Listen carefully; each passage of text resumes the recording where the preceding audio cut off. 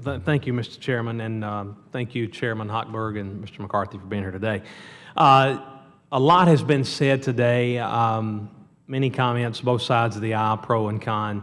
I was just thinking, I was looking over some notes about one of our greatest presidents, President Reagan, and how he was able to guide the country in the direction of prosperity and growth, was able to make things work, and how I was thinking about a lot of the policies that he championed, and how I wonder in today's political world, on the Republican side of the aisle, how many of my colleagues would politically go after President Reagan because he wasn't, in their mind, conservative enough, which is really ridiculous because he was able to do a lot for this country with his leadership.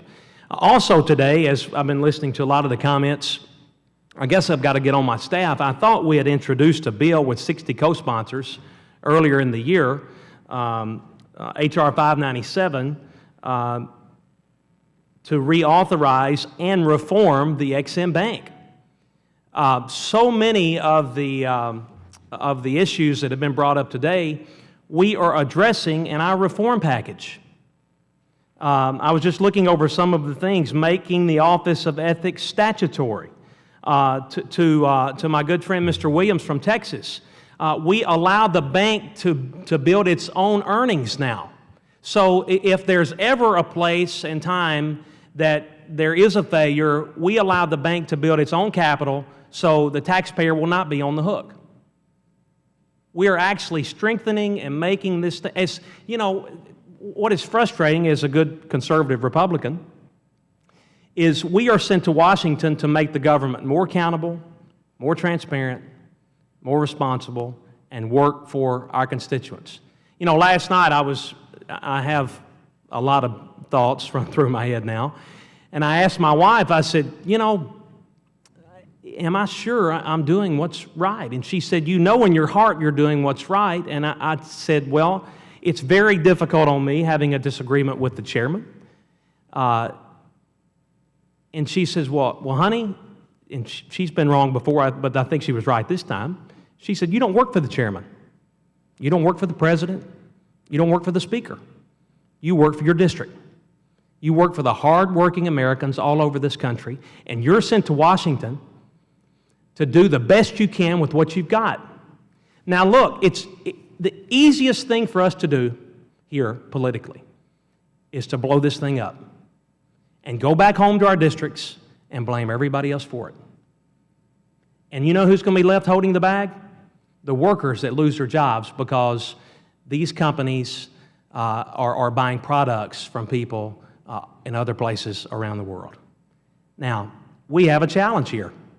Are we going to step up and try to do the right thing? Roger Williams brought up a great point when it came to reforming this part of the non-recourse loan. Do you know how we do that? We do that in bringing something before this committee in regular order. Chairman Hensarling has been a champion of regular order. Allow us to have our day, allow us to have our say, and if the opponents of this win out, then we lose and the bank won't be reauthorized. But we have all of these reforms. We've been working on a conservative approach to fixing the problems with this bank. But yet we somehow can't seem to come together and at least have an open and honest debate. You know, the hearings are good. I know they serve their purpose. But this is getting a little old, doing the same thing over and over and over. When we could have a markup, we could have regular order. The people could offer amendments if they wanted to end the bank, amendments to have non-recourse, whatever amendment they wanted to offer. And we could all vote, we could all have our say, we could all show people where we stand on these issues. Or we can continue to play the game. It expires in, 14 days? We have an obligation to do what's right for the American people. And I have an obligation to work for my district. 160,000 jobs nationwide, 8,300 jobs in the state of Tennessee, 116 exporting companies in the state of Tennessee.